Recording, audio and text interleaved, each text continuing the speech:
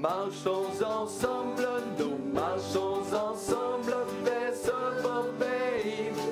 Là-haut, nous marchons ensemble, nous marchons ensemble vers ce paradis. Là-haut, mais oui, le Seigneur est bon, mais oui, le Seigneur est bon. Il a fait pour nous des merveilles. Mais oui, le Seigneur est bon, mais oui, le Seigneur est bon. Je veux lui chanter mon amour. Quelqu'un nous attend dans ce beau pays là-haut. Quelqu'un nous attend dans ce paradis là-haut. Mais oui, le Seigneur est bon, mais oui, le Seigneur est bon. Il a fait pour nous des merveilles. Mais oui, le Seigneur est bon, mais oui, le Seigneur est bon. Je veux lui chanter mon amour. Oui, Jésus nous aime, oui, Jésus nous aime dans ce beau pays là-haut. Oui, Jésus nous aime, oui, Jésus nous aime dans ce paradis là-haut. Mais oui, le Seigneur est bon, mais oui, le Seigneur est bon. Il a fait pour nous des merveilles. Mais oui, le Seigneur est bon, mais oui, le Seigneur est bon. Je veux lui chanter mon amour. Mais oui, le Seigneur est bon, mais oui, le Seigneur est bon.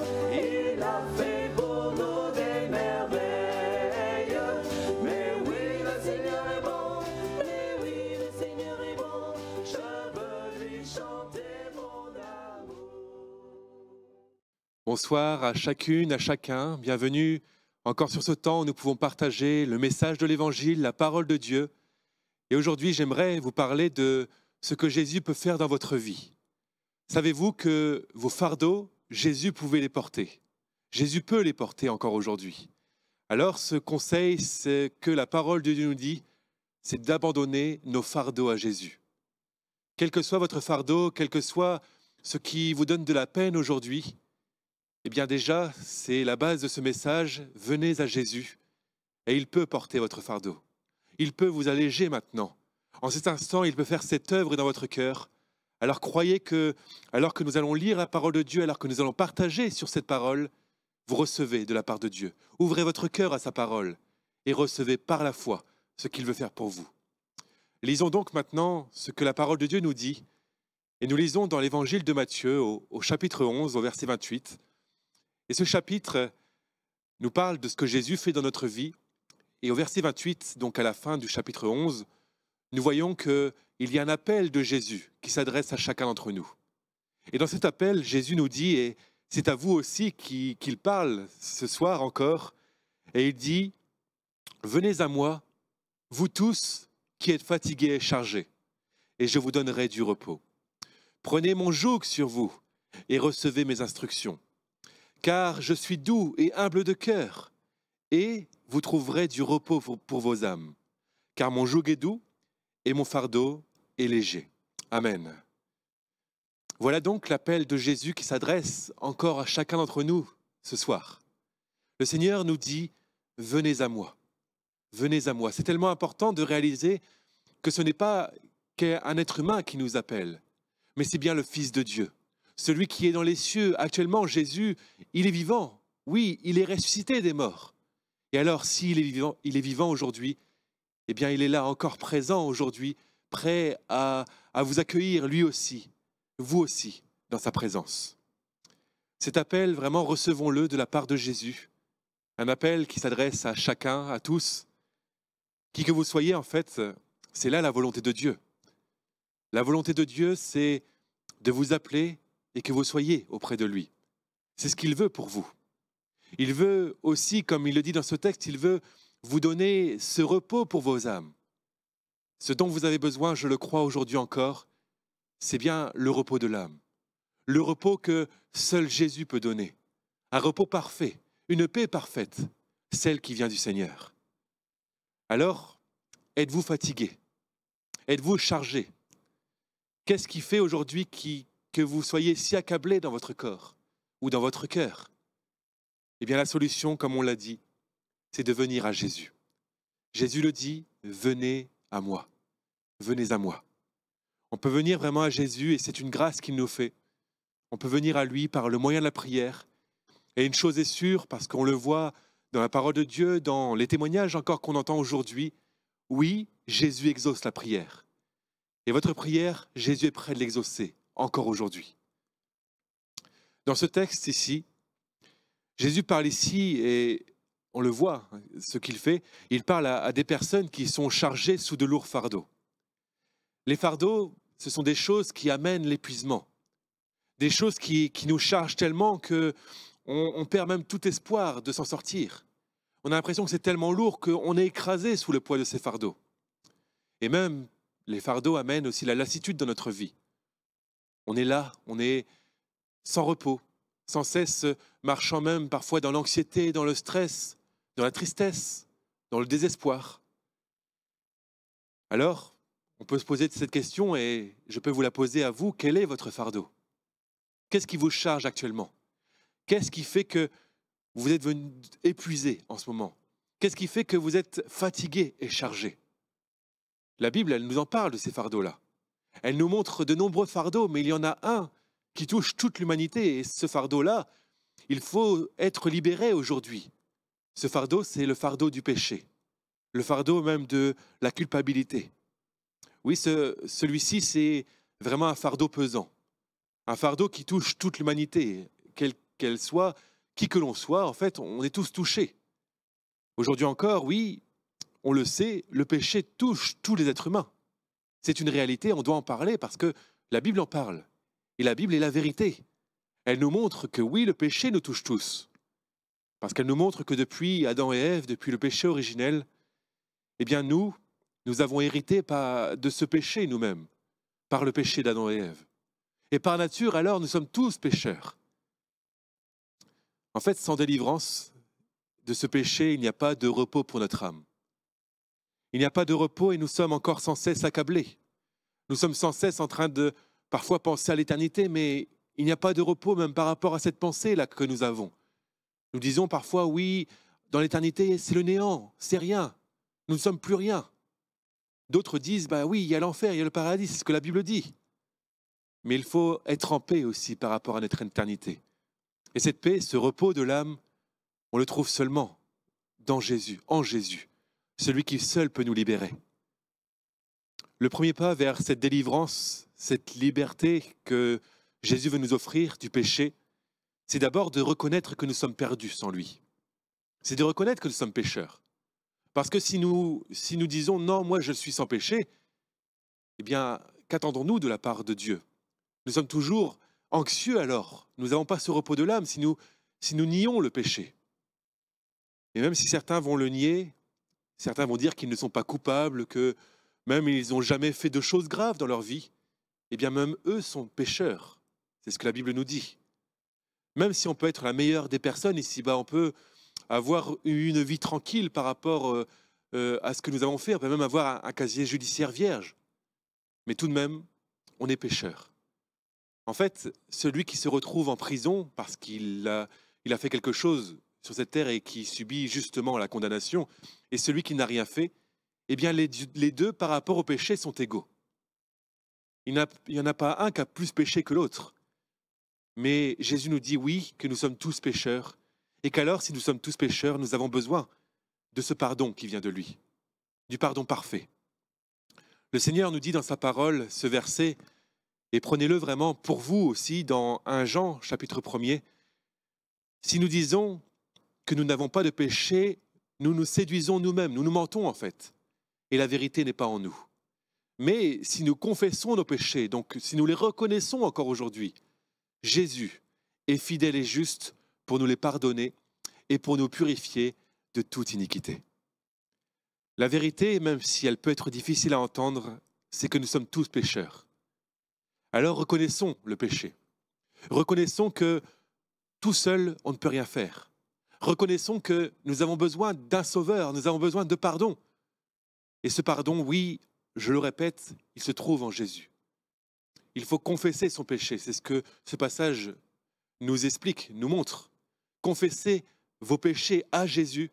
Et alors lui, le fidèle, le juste, celui qui tient ses promesses encore aujourd'hui, il promet le pardon, alors il accomplit le pardon à celui qui le lui demande sincèrement. Eh bien, il est fidèle et juste pour pardonner nos péchés et pour nous purifier de toute iniquité. C'est vrai que ce péché, ce fardeau donc qui touche toute l'humanité, eh bien c'est un fardeau pesant. Mais je le crois, quel que soit votre péché, quel que soit ce qui vous accable, ce qui vient se remémorer même en vous, eh bien vous pouvez recevoir vous aussi le pardon de vos péchés.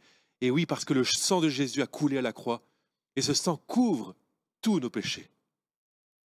Mais sans doute que vous vous dites, là derrière votre écran, que le fardeau qui est sur votre épaule, c'est autre chose. Parce qu'il peut y avoir d'autres fardeaux. Nous voyons qu'il y a le fardeau de la maladie, par exemple. Quand nous sommes malades, combien c'est difficile de vivre avec cette maladie. C'est difficile de toujours même prendre des médicaments, de toujours vivre cette vie, d'aller sans cesse de rendez-vous en rendez-vous. Mais là aussi, ce fardeau, Jésus veut nous en libérer. Peut-être votre fardeau, c'est d'une situation que vous n'arrivez pas à vous en sortir. Une situation familiale peut-être, une situation avec quelqu'un, quelque chose qui vous accable, qui amène vraiment l'épuisement dans votre vie. Et peut-être votre fardeau alors, c'est une personne qui veut vous vouloir du mal, quelque chose qui est difficile pour vous à vivre, ou d'autres fardeaux. Mais ce que la Bible nous montre, c'est surtout que quel que soit votre fardeau, vous pouvez en être libéré aujourd'hui. Oui, reconnaissez votre fardeau. Reconnaissez que vous avez besoin de Jésus. Et là, vous verrez que oui, le Seigneur viendra agir si vous vous en remettez à lui. Reconnaissez l'appel de Jésus qui dit « Venez à moi ». Ne tardez pas à répondre à cet appel. C'est aujourd'hui qu'il faut venir à Jésus. Aujourd'hui, il y a cette main que Jésus vous tend. Alors, voyez cette main tendue et saisissez-la par la foi, en venant à Jésus, en le priant, en abandonnant toute chose entre ses mains. Il faut arrêter en fait de chercher à s'en sortir par ses propres moyens. De dire oui, Dieu, Jésus, c'est pour les autres. Mais c'est pour vous aussi que Jésus dit ces paroles. Reconnaissez que vous avez besoin de lui. Vous savez qu'il y a un proverbe même qui nous dit, au chapitre 21 et au verset 31 dans la parole de Dieu, que le cheval est équipé pour le jour de la bataille, mais la délivrance appartient à l'Éternel. Et ce verset signifie en fait qu'on peut être les mieux armés. On peut vraiment même faire face par nos propres moyens à nos difficultés. Et là, il parle dans le contexte de la bataille, de la guerre. Mais, et ça c'est un mais important que nous devons prendre en compte dans ce texte, mais la délivrance appartient à l'Éternel. Ce n'est pas nous qui avons le dernier mot sur notre situation. Ce n'est pas nous qui pouvons guérir notre maladie ou pardonner nos propres péchés. Mais la délivrance, elle appartient à l'Éternel. C'est ce que nous devons reconnaître encore aujourd'hui. Reconnaître en lisant vraiment cet appel de Jésus à venir même nous décharger sur lui, de voir qu'il est le seul qui peut nous délivrer. Il est le seul capable de porter nos fardeaux. En fait, Jésus lui-même se présente dans la parole de Dieu comme celui qui vient nous libérer. Et voyez ce texte que nous allons lire maintenant, et je crois que oui, ce texte est pour nous aujourd'hui encore. Jésus, il dit qui il est et ce qu'il peut faire pour vous. Alors par la foi, croyez que Jésus n'a pas changé. Et ce que nous allons lire là, c'est pour vous aussi. Et nous lisons donc Luc chapitre 4, où Jésus dit « L'Esprit du Seigneur, l'Éternel, est sur moi, parce qu'il m'a oint pour annoncer une bonne nouvelle aux pauvres. Il m'a envoyé pour guérir ceux qui ont le cœur brisé, pour proclamer aux captifs la délivrance et aux aveugles le recouvrement de la vue, pour envoyer libres les opprimés et pour publier une année de grâce du Seigneur. » Amen. Que vous soyez captifs aujourd'hui, que vous ayez besoin de délivrance, que vous vous sentiez même enchaîné par toutes sortes de fardeaux pesant sur vos épaules, eh bien Jésus vous dit oui, j'ai été envoyé pour toi, pour guérir ceux qui ont le cœur brisé, pour briser les chaînes de ceux qui sont captifs encore. Et même, on le voit ici, même dans Matthieu 11, dans ce chapitre, on voit que Jésus dit oui, c'est lui qui rend la vue aux aveugles. C'est lui qui donne aux paralytiques de remarcher. C'est lui qui vient même donner aux sourds d'entendre à nouveau. Toutes ces choses qui nous paraissent impossibles humainement, ces choses qui sont des fardeaux pour nous, parce que c'est impossible de s'en sortir, eh bien Jésus dit, à moi, tout est possible. Tout est possible car rien n'est impossible à Dieu. Alors je vous invite vraiment à considérer la croix. Parce que cette croix, c'est là que Jésus a porté tous nos fardeaux. D'avance, en fait, même avant que nous naissions, Jésus a déjà porté nos fardeaux à la croix. Jésus a déjà porté même nos maladies. Jésus a bien sûr porté aussi nos péchés.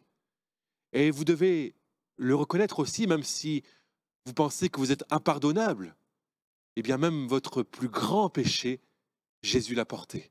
Celui que vous considérez comme le plus grand, le plus grave à vos yeux, Jésus l'a porté à la croix. C'est ce que nous lisons dans la parole de Dieu. Nous lisons, Jésus a porté lui-même nos péchés en son corps sur le bois de la croix, afin que, morts au péché, nous vivions pour la justice, lui, par les meurtrissures duquel vous avez été guéris. C'est lui, Jésus. Jésus, le sauveur de l'humanité. Jésus, le sauveur de votre vie encore aujourd'hui. Le sauveur de votre âme. C'est lui. Lui seul qui peut vous délivrer. Lui seul qui a porté tous vos péchés. Lui seul qui était capable.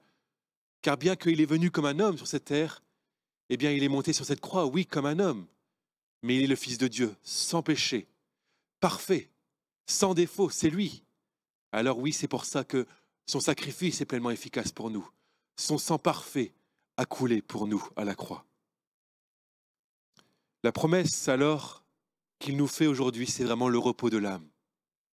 Le repos de l'âme face à tous nos péchés. Ce repos, c'est un don qu'il veut nous accorder aujourd'hui.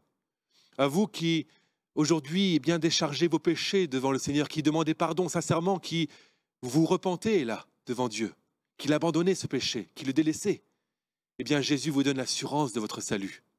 Oui, on peut réellement recevoir l'assurance de notre salut. On peut réellement dire, oui, je sais que quand je quitterai cette terre, et même si Jésus revient maintenant, eh bien, je serai avec lui dans le ciel. Il n'y a pas de peut-être quand nous recevons le pardon de nos péchés. Mais à celui qui reçoit ce pardon, eh bien, il peut dire, oui, je sais que Jésus me prépare une place dans le ciel. Jésus revient bientôt, comme il nous l'a dit dans sa parole. Il le dit, je reviendrai et je vous prendrai avec moi, afin que là où je suis, dans le ciel, vous y soyez aussi. Répondons donc à l'appel du Seigneur. Cet appel, vraiment de recevoir ce pardon déjà de nos péchés, parce que c'est avant tout la chose la plus importante. Parce que si on a besoin, oui, de guérison physique, avant toute chose, et c'est beaucoup plus important même, c'est de recevoir la guérison de l'âme, ce repos de l'âme. Alors Jésus, dans son amour immense, c'est ce qu'il veut faire pour nous aujourd'hui. Il veut que nous puissions être déchargés de tous nos fardeaux. Mettez votre foi dans le sacrifice de Jésus. Placez votre confiance en lui, une pleine confiance. Et alors croyez que la prière que vous faites monter maintenant vers lui, eh bien, il l'exauce. Il l'exauce maintenant, au nom de Jésus. Si Jésus vous libère alors, si Jésus libère, j'aimerais vous encourager avec un autre verset de la parole de Dieu. Et ce verset nous dit, dans 1 Pierre 5 au verset 7, « Déchargez-vous sur lui de tous vos soucis, car lui-même prend soin de vous. » Nous avons vu cet appel de Jésus, nous avons vu, oui, que Jésus est le seul capable de nous pardonner, de nous donner d'être déchargés vraiment, réellement de nos fardeaux. Et c'est pour ça que nous pouvons maintenant faire ce que ce texte nous demande. Déchargez-vous sur lui de tous vos soucis. Quelles que soient les choses qui amènent de l'anxiété dans votre cœur, quelles que soient les choses qui amènent même de la peur, des inquiétudes, eh bien déchargez-les sur Jésus. Déchargez-vous sur lui de tous vos soucis. Confessez à Jésus vos péchés. C'est vraiment un grand privilège qu'il nous accorde. Un grand privilège dont nous sommes l'objet. Nous sommes, et là nous devons le reconnaître parce que Jésus est mort à la croix, nous sommes privilégiés d'avoir accès au trône de Dieu. Nous avons accès à celui qui est tout au-dessus de toute chose. Et alors nous pouvons réellement vivre ce pardon, ce déchargement de nos péchés et de tous nos soucis. Se décharger, c'est laisser tout au Seigneur. Il ne s'agit pas de repartir avec le fardeau après que nous ayons prié et dit Seigneur, prends tout. Mais il s'agit vraiment de ressortir là par la foi, réellement déchargé. Il y a même un chant que nous connaissons, que nous chantons parfois ici dans cette église à Évreux. Ce chant nous dit « Laisse tes fardeaux aux pieds de ton Sauveur, si tu crois sans défaillir, il saura te secourir. Abandonne tes fardeaux à ton Sauveur. » Alors c'est ce que je vais vous encourager vraiment à faire. Abandonnez vos fardeaux à votre Sauveur. Laissez tout. Ne reprenez pas ce que vous donnez à Jésus, mais laissez tout. Et alors si tu crois sans défaillir, oui, Jésus saura te secourir. Et j'aimerais maintenant conclure par un dernier verset qui rejoint ce que nous avons dit ici. Gravez ces versets sur votre cœur, ce sera aussi des versets qui vont vous encourager quand il y aura un nouveau fardeau qui sera sur votre vie, des choses qui viendront encore vous atteindre.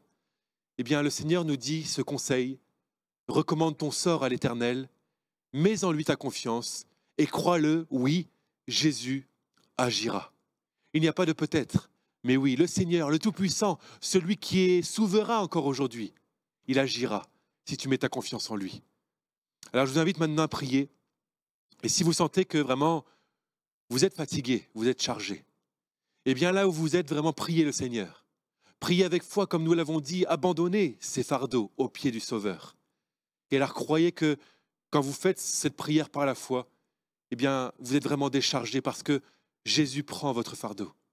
Jésus vous décharge maintenant, et ce qu'il vous donne alors, c'est le repos de votre âme. Amen. Notre Dieu, nous te disons merci, parce que tu fais encore une œuvre merveilleuse aujourd'hui. Notre Dieu, tu es le Dieu des miracles, Seigneur. Celui à qui rien n'est impossible, Seigneur mon Dieu. Et quelle que soit la situation de mon frère, de ma sœur, de mon ami qui t'écoute en ce moment, mon Dieu, tu connais ses besoins. Et je crois, mon Dieu, que oui, tu te mets à l'œuvre, mon Dieu, alors que chacun te prie, Seigneur, mon Dieu. Tu te mets à l'œuvre pour prendre soin de nous, Seigneur.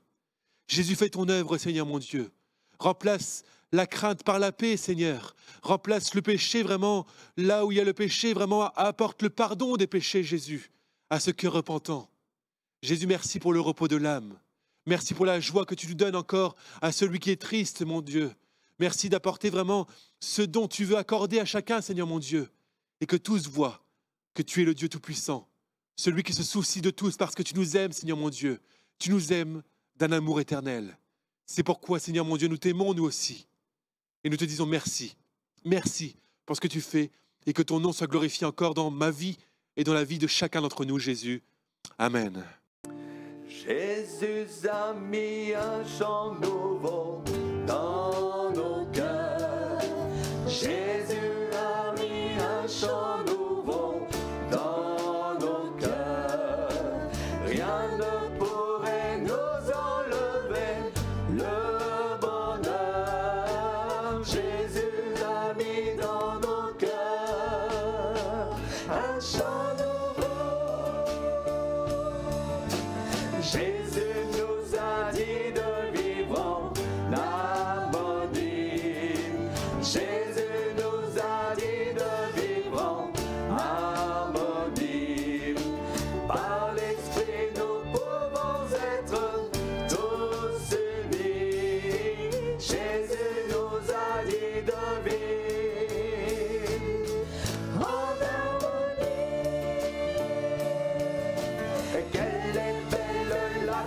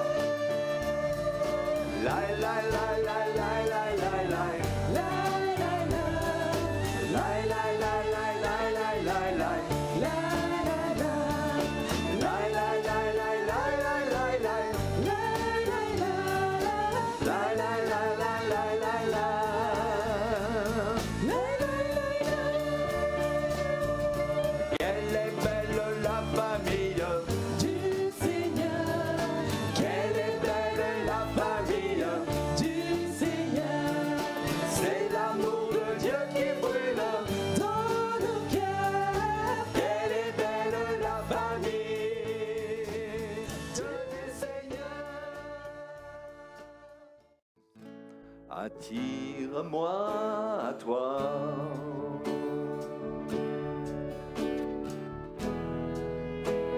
Ne me laisse pas.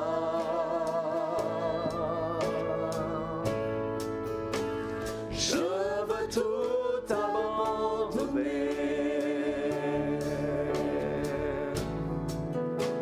et retrouver la sainteté.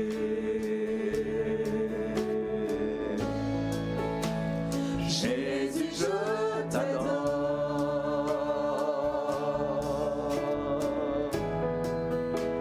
Je ne veux que toi.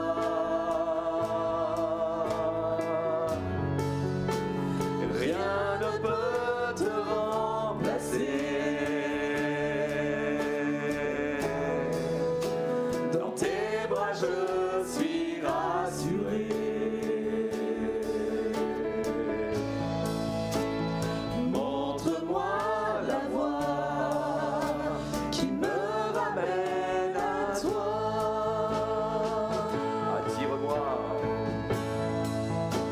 Attire-moi à toi. Attire-moi, Seigneur. Ne me laisse pas.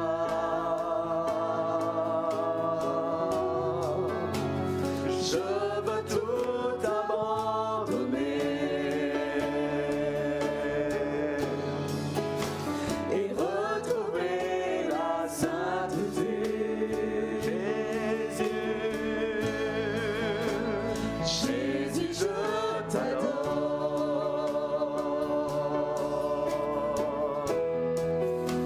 Je ne veux que toi.